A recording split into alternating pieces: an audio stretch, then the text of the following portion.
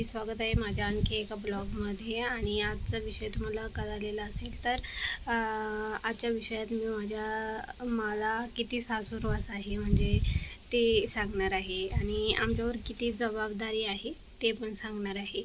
म्हणजे प्रत्येकावर आपल्या आईवडिलांची, भावाची, बहिणीची थोडीफार तरी जबाबदारी असते। आईवडिलांची सगळ्यात जास्त असते किंवा किती असते याच्याविषयी सांगणार आहे। तर मला नाही सासू नाही आहे, मला सासरा नाही आहे, दीर पण नाही आणि नणंद पण नाही।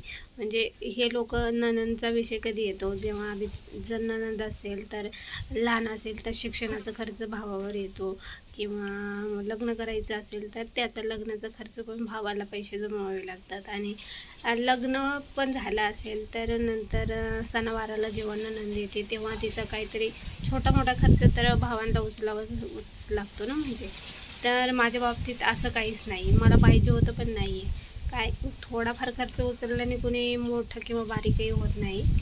तर आणि आपण आपल्या नंदेला दिलं कोणती वस्तू, तुम्ही कपडे द्या, खायचं प्यायचं सामान द्या, कधी पैसे वगैरे लागले तर दिले तर काय कोण बारीक नाही होत।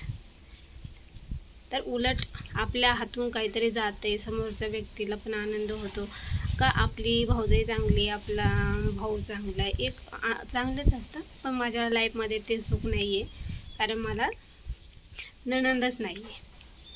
तर ह्या गोष्टी माझ्या लाईफमध्ये नाहीत, आणि माझं दुसरे कोणतेही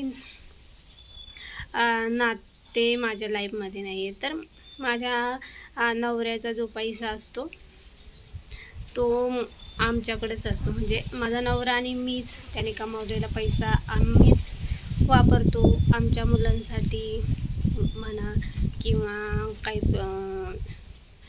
कुठं काही घेतलं आहे आम्ही त्याच्यासाठीच जातो तो पैसा, कारण आम्हाला इतरांना तो द्यावा नाही लागत। तर आम्हाला बाहेरचा 1 रुपयाचाही खर्च नाही आहे, आणि होतही नाही आमच्याकडून। जसं आम्ही केलं बघा, कुठं दान पुण्य केलं, कोणाला जेवण दिलं, कुठं कार्यक्रम आहे तिथं वर्गणी दिली, तर असेच छोटे मोठे खर्च होतात आमचे। बाकी आमचे पैसे आम्ही काही लोकांना देत नाही, आणि कधी माझ्या नवऱ्याने जर कोणाला वापरायला दिले तरच। तर म्हणाल तर माझ्या लव्ह मॅरेजमुळेच माझ्यावर कोणत्याही खर्चाची जबाबदारी नाही आम्ही कोणाचा खर्च उचलत।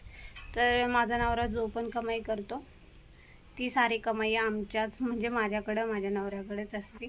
आम्ही इतरांकडे ते देत पण नाही, कारण जे काही करायचे ते आम्हालाच करायचे, मग आम्ही कशाला कोणाकडे पैसे देऊ ना।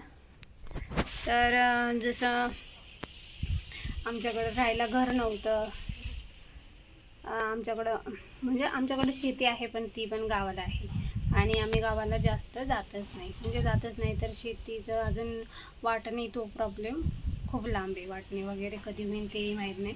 पण माझ्या नवऱ्याच्या गावाला आम्ही जात नाही, तर शेती आहे तिकडं पण आम्ही तिकडे जात नाही।